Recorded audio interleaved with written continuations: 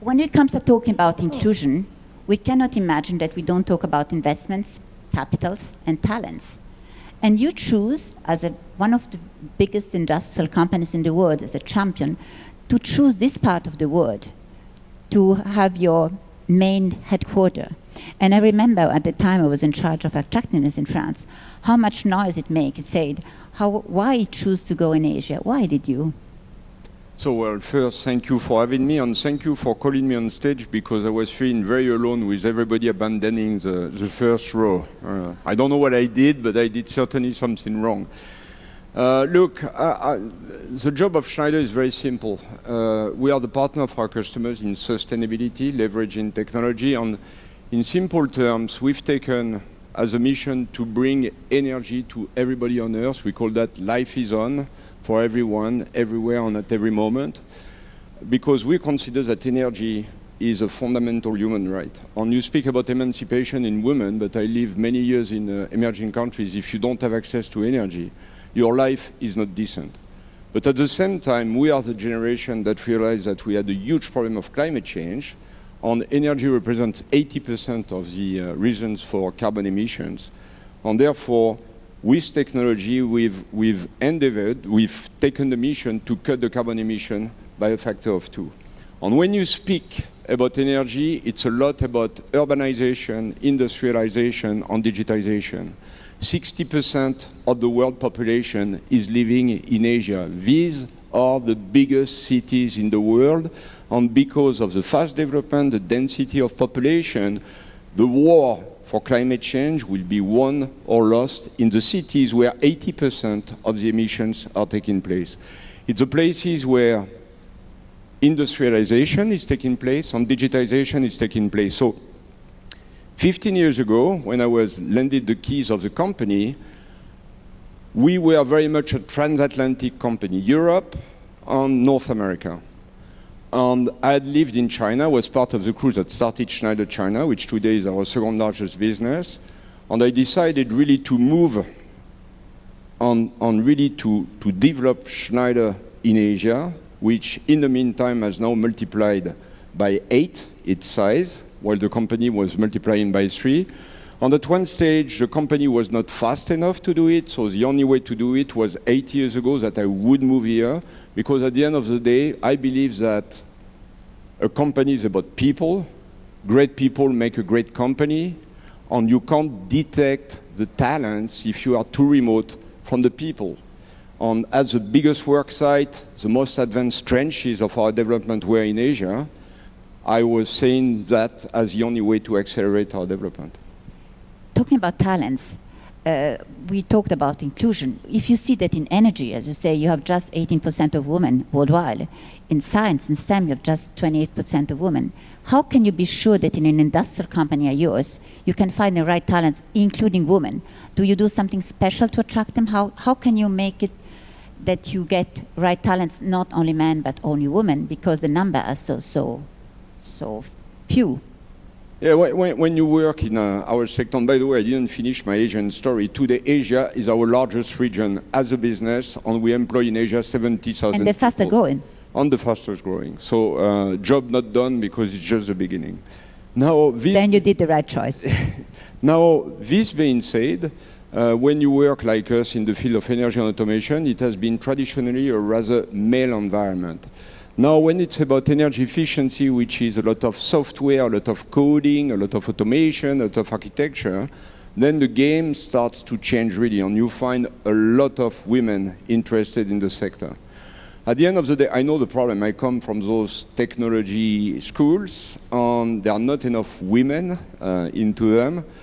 So at the end of the day, it's not an excuse. I mean, even if there are 10%, 15% of women in engineering school for automation, software, and things, it's enough for Schneider to propose careers and to develop. And today, we are recruiting 40 to 50% of the people we recruit at Schneider are women.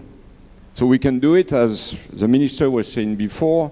It's not a question that you can't do it. It may ask more attention, more focus, more partnership with schools, but it's a question of time. It's a long shot. And if I have to be very frank, and it's not just because it's here, I think that Jean-Pascal Trifoire has really been a champion since the beginning for gender equality. It was just something that your mindset on that. You really, when you came, you said, I want to. It was not because of law. It was not because it was politically correct. It's always something that you feel, and you really did a shift in the company with your rival, not choosing women, but giving them the same opportunity to women and men. Why? How come it? Why? Look, there are plenty of reasons. There is all the things that make sense and that are normally commented in those kind of meetings. Like many of the deciders of our customers are women. So if we don't have women in the company, we don't understand. We are not really adapted to talk with them. It's a little bit, men can still speak with women, but it's important that we have that. Second point is that, like anywhere else, it's all about talents. So it's important we tap in 100% of the talents, or not only in 50% of the talents. And I will tell you something very personal. I have a long career at Schneider. I made all my career. I've been 32 years with the company. Until I was lended the keys of the company, I was brought up in a completely male environment. It's boring.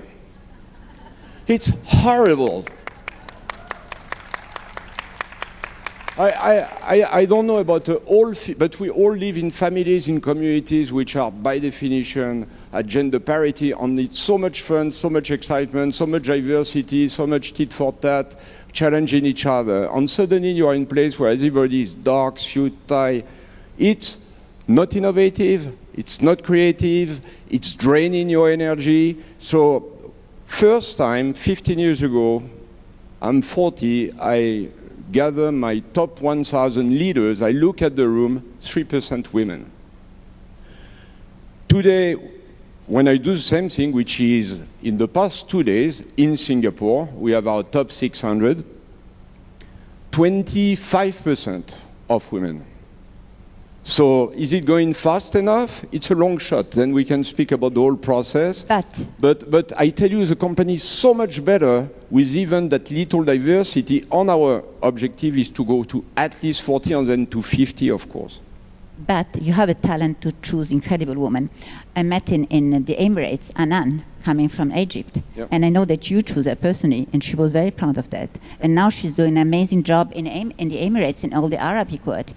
Crystal, by the way, she's a rising talent too. She's the CEO of Schneider in France. I mean, there's a big market, that means that you trusted them and to said that you treated them as they should be treated. I mean, you choose it personally, by the way, both of them, and there are many other examples in the world where you promote women really at the top. Yeah, look, as the minister was saying, today we have... These two examples because I like both of them very much. Yeah, well, you know them. And they are engaged in the cause, because one thing I would like to insist in the room, I don't think women are coaching enough other women on supporting other women. This is what I see and what I'm challenging the company to do more. There is a place on help for women that don't help each other. All right, okay. So, but the change had to take place at every level. So board, we are 50-50.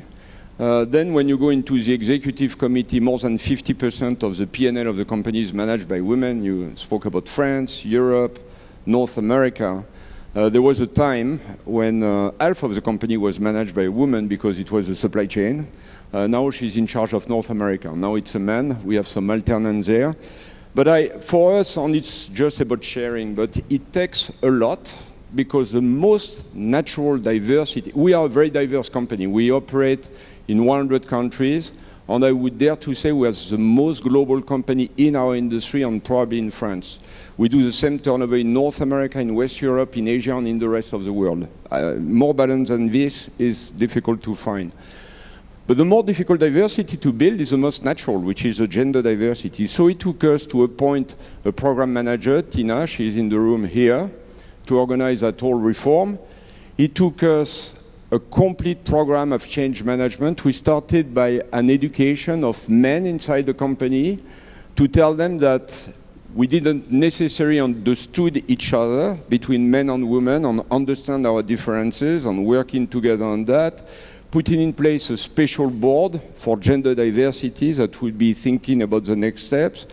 putting into place KPI, and frankly, the start was difficult. I still remember at the beginning, it was like, we can't recruit women, there are not women in technological school. So that lasted for 2 months, and after 2 months I said, let's stop every recruitment of men till we recruit women. It's not very nice, it's not very democratic, it's not very consensual. Suddenly we had 30% of women inside the company, and it became possible. So you have this big change management program. Then you have policies. So global leave policy, that especially in Asia, where families, the family value is very strong, where people can take leave not only when they marry, they have a kid, but when they have to take care of their elders.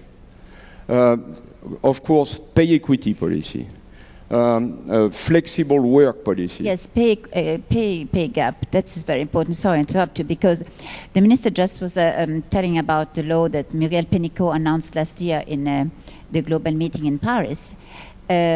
It's a new law in France, but you started before. You started 4 or 5 years ago deciding that there would be no pay gap in Schneider between women and men to do the same work. And you took this in commitment, and he for she, and you brought it to the United Nations. Then why did you have this idea? Because it was not mandatory at the time.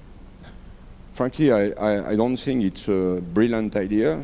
I think it's normal that women and men are paid at the same level for the same kind of job. I don't even discuss that it's a great idea.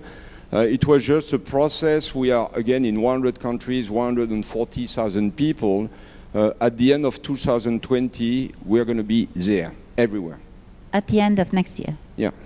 So it's a process that took 5 years. That's your commitment? That's committed. That's public. That's part of all of our documents. That's something which is discussed with the unions, which is committed everywhere. So that's something in process. So policies is the second part of the thing. You told something which is very important. When you go in a journey, which frankly is a natural journey, but which is a change of society, we found it important from the beginning to go together with others. So I was appointed at E4She. I'm at the board of the Global Compact. We launched the Global Compact in France with 2 other companies. I was president of the Global Compact for some time. But the fact that we exchange with other companies, that we access to a network, that we emulate, that we benchmark is really important and really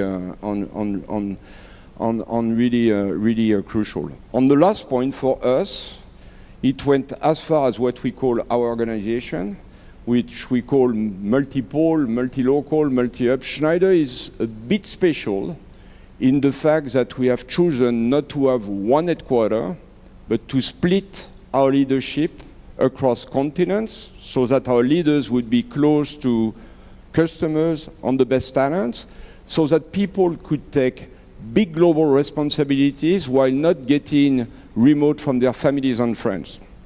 And you were speaking about the noise in France, but it's still a quite unique mode of management. So we've been operating like this for the past 8 years.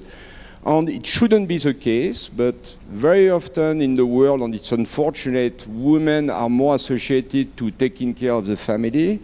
But the fact that we did that makes that suddenly you can allow a woman based in India, in China, in Singapore, in Japan, wherever in the US, wherever it's occasion, to take a big global job without having to leave the ecosystem. And I'll finish by one thing, is that we did that to change for gender diversity, but at the end of the day, I tell you, this is also very beneficial to men. Men likes to have a flexible work, to be able not to be too remote from their friends and families, and still to have very global roles. The traditional models of companies which are very centralized is sometimes not helping the diversity of people. That means that you see the very positive impact to have this vision and policy for gender equality in Schneider. Yeah, again, I mean, our company is all about innovation. On innovation, for me, there is only one key to innovation, it's diversity, on confrontation, on people from diverse origins, emulating, thinking together, confronting ideas. And of course, if you are only one gender, the biggest part of the diversity is gone. And you are speaking to half of the world. And I think you are speaking to the past of the world anyway. Last thing, because they say that they asked me to stop. I'm the slave of my team.